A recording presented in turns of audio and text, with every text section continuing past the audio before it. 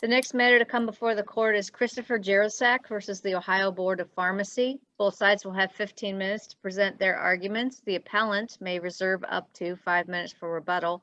If you are the appellant and wish to reserve that time, let me know when you get started. I can then know how I can watch the clock for you if needed. Please don't mention the name of any victims or minors. I'm not sure that that's relevant here, but we like to make those advisements before each oral argument. In addition, so that we don't have the possibility of some background noise, if you are not speaking, if you could mute your microphone, that would be helpful. We have read the briefs and we are ready to proceed when you are. Thank you, Your Honor. If you would please reserve 3 minutes for me for rebuttal in case I need it. Certainly. Thank you. May it please this court and respect the counsel for the appellant Ohio Board of Pharmacy. I'm Robert Noble, and it's my privilege to represent appellant Christopher Jaroscak before this court.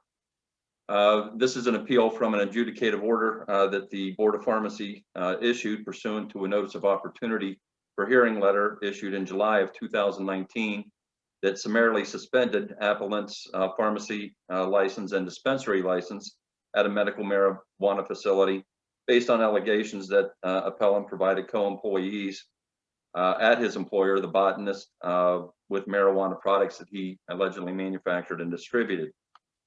Appellant timely requested the hearing before the board. The hearing was held December 10th, and at the conclusion of that presentation, the board found that the allegations in the notice of opportunity for hearing letter were met, were proven, and permanently revoked Mr. Jaroscak's pharmacy license.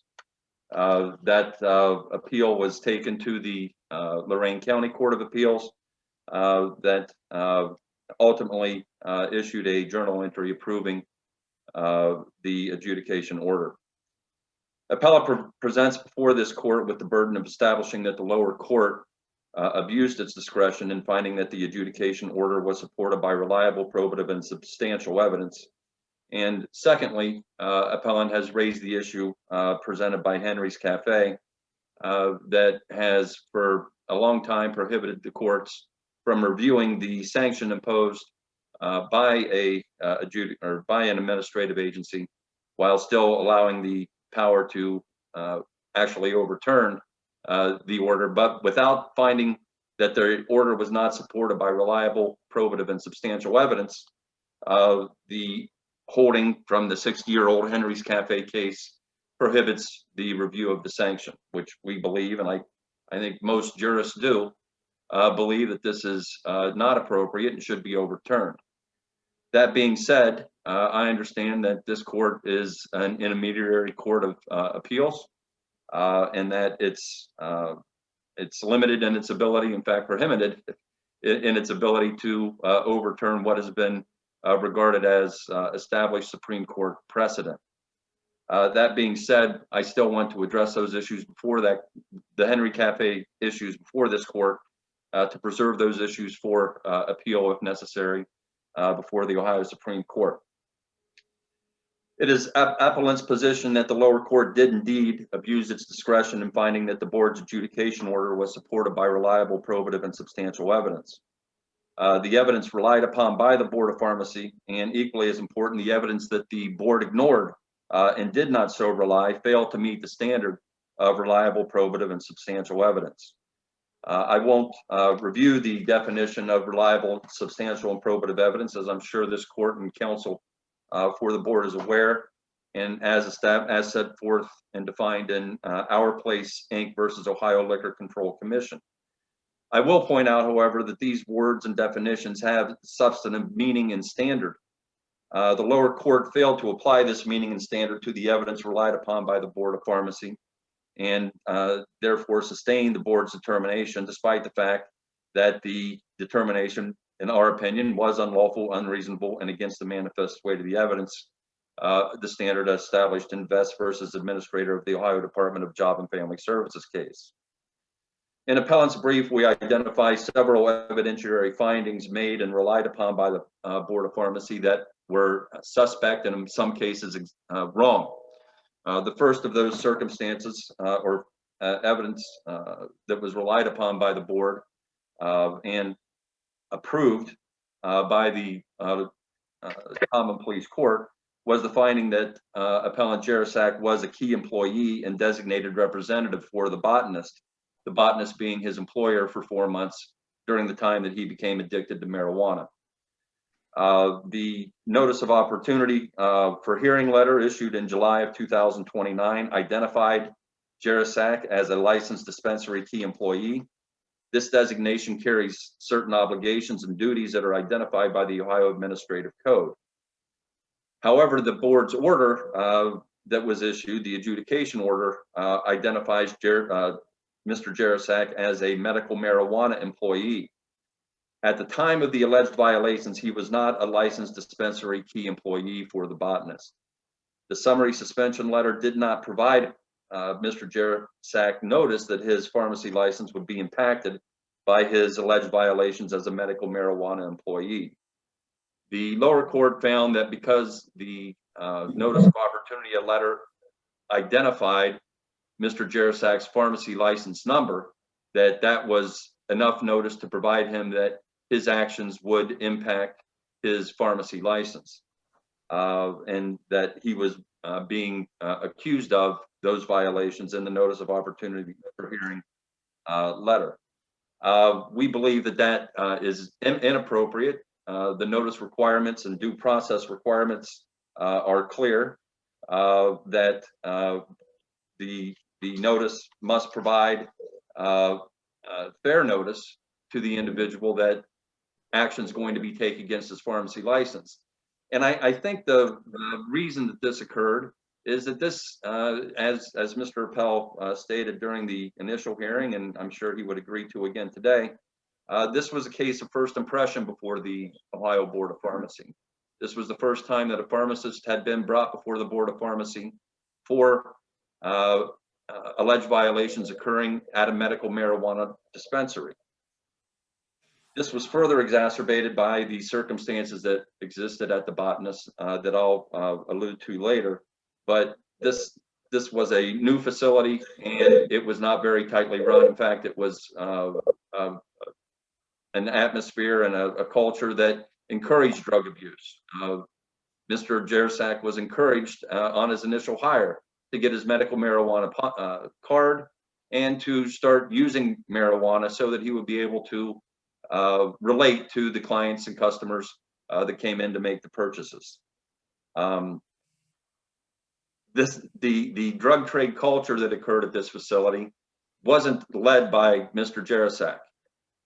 He was encouraged to do it, and he was just one person at the entire place that was engaging in this kind of behavior.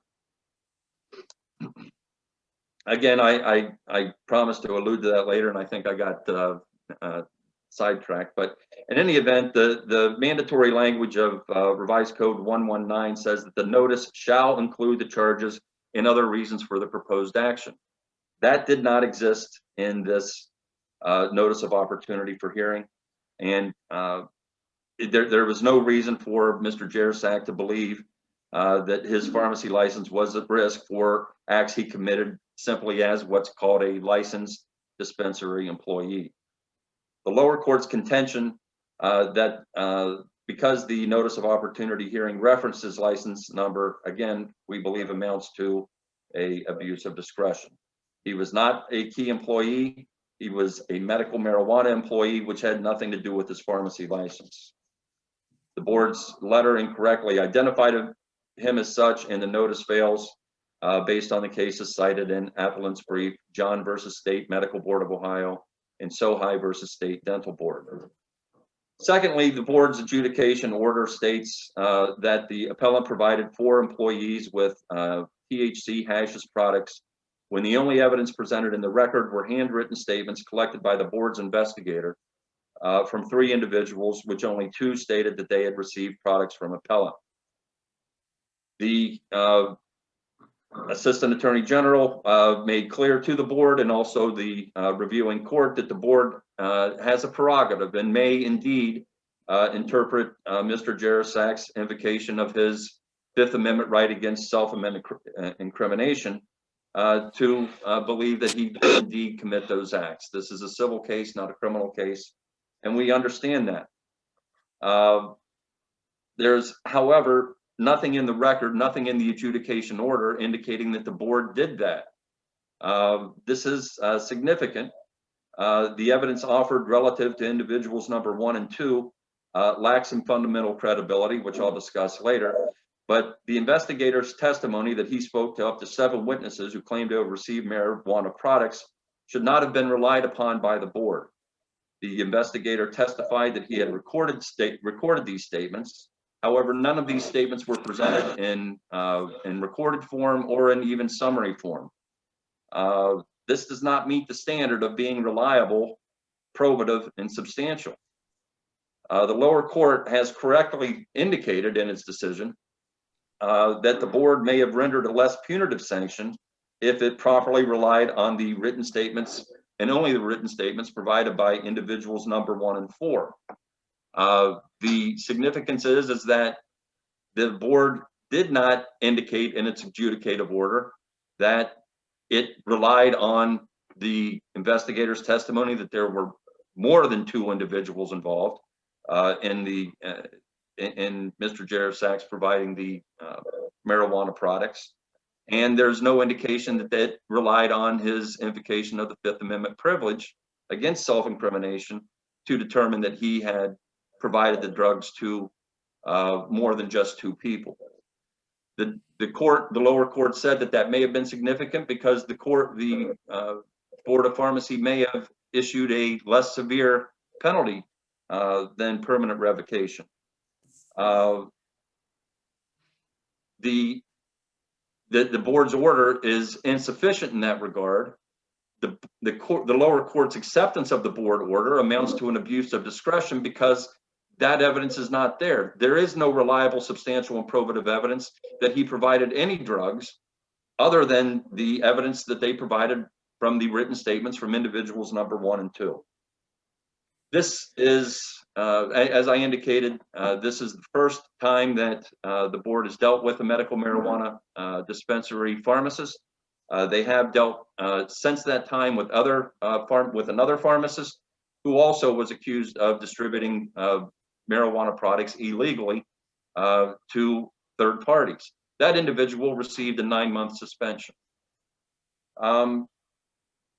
The significance, I think, of that is that because this is a new case, because this is a first-time analysis by the Board of Pharmacy, the parameters of precedent and reliability and what the board's going to do with certain cases does not exist.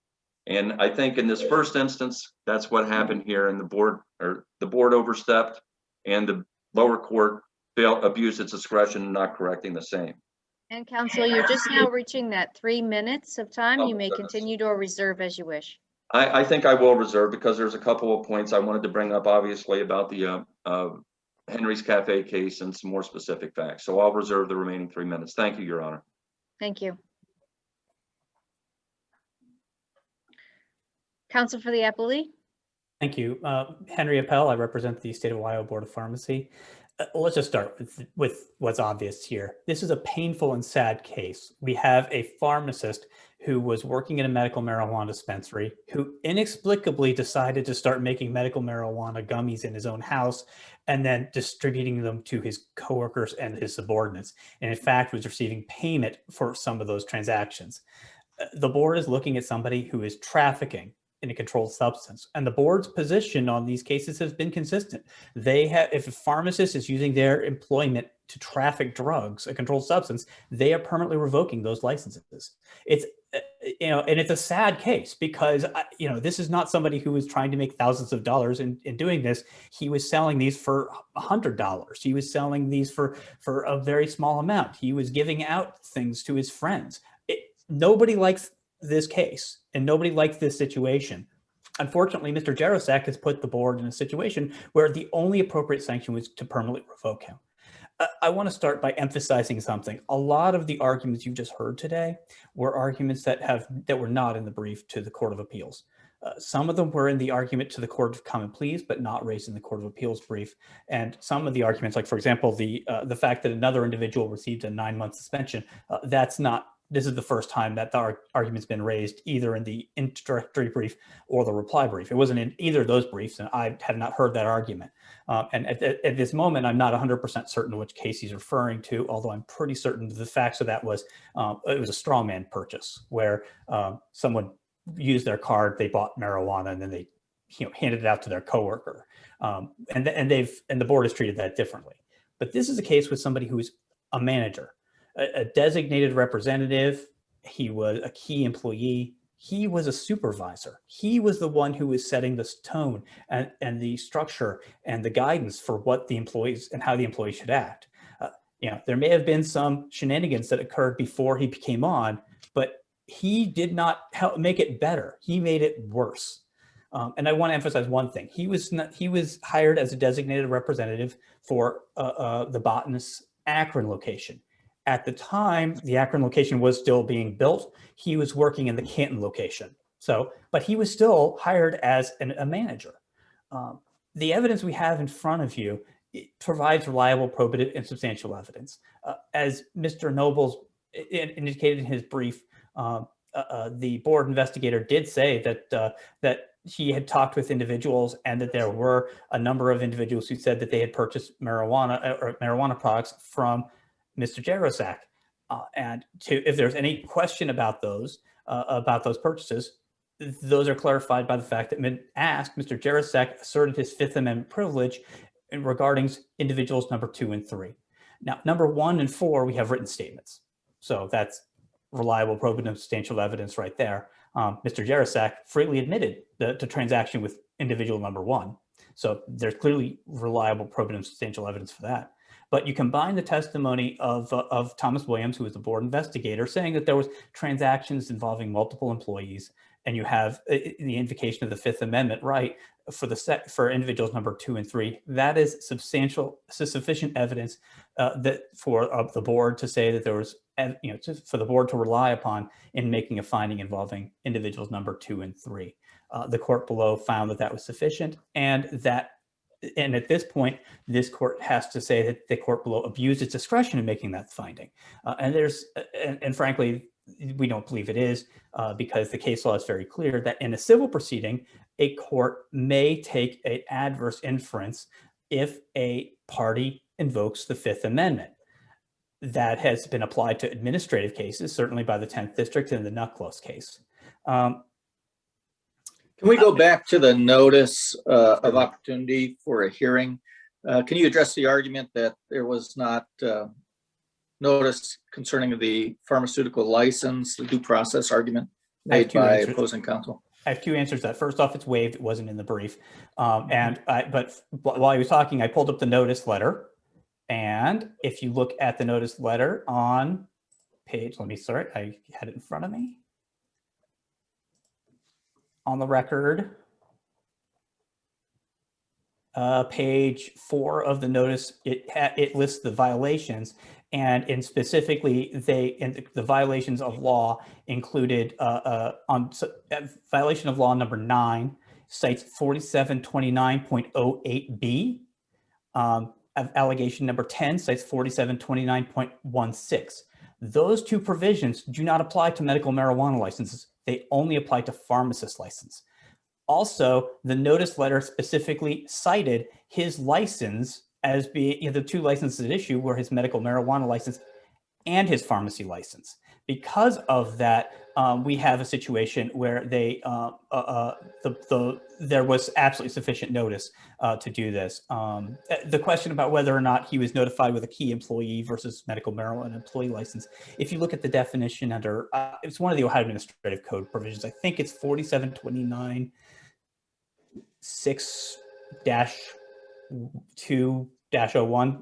I'm pulling that off the top of my head. I had to look it up.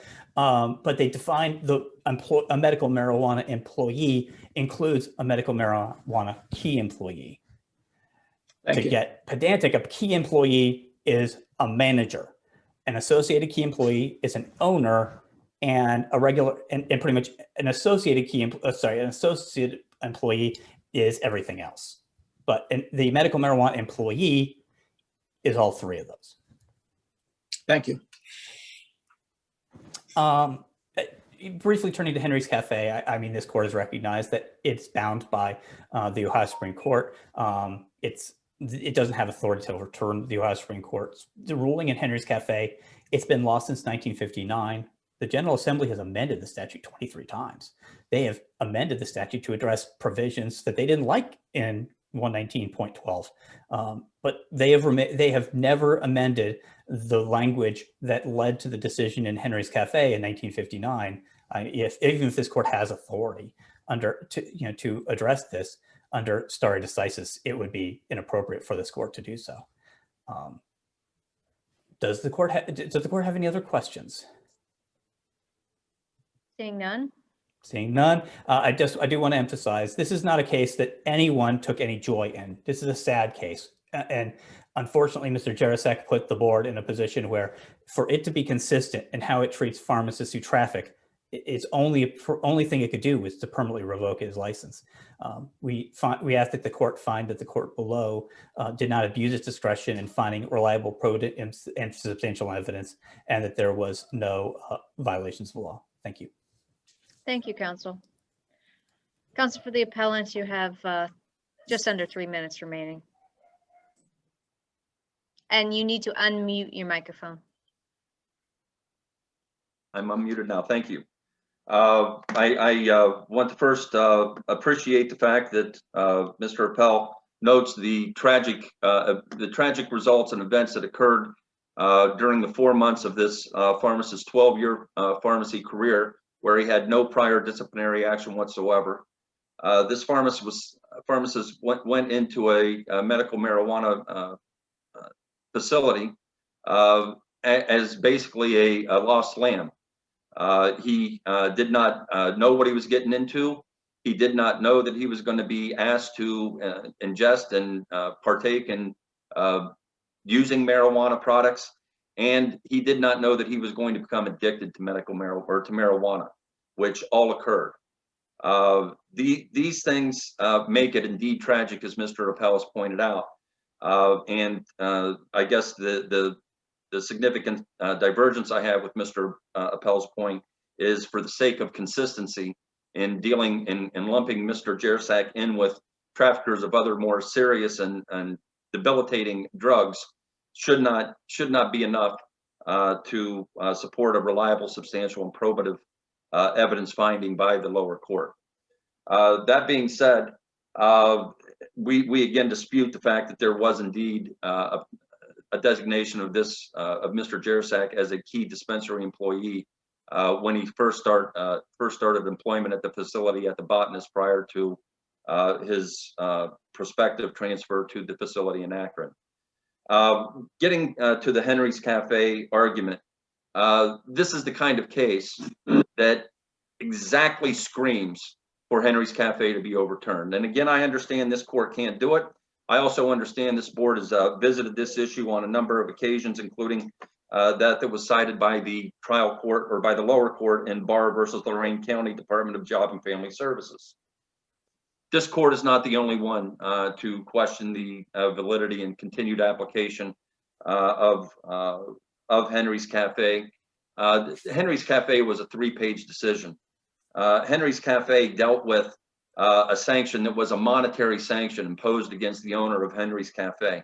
This is a permanent revocation, and we're taking a very broad brush and covering them all with Henry's Cafe for some inexplicable reason, prohibiting appellant courts from reviewing the sanctions that are imposed by an administrative agency. This administrative agency. Counsel, I need to let you know that you have utilized your rebuttal time today. All right, well, I appreciate it. Thank you very much for your time. And of course, you know what our position is, so I won't take up any more of your time. Thank you both for your presentations today. The court will take the matter under advisement. We will issue a written decision, which will be mailed to both sides as well as posted on the Ohio Supreme Court website.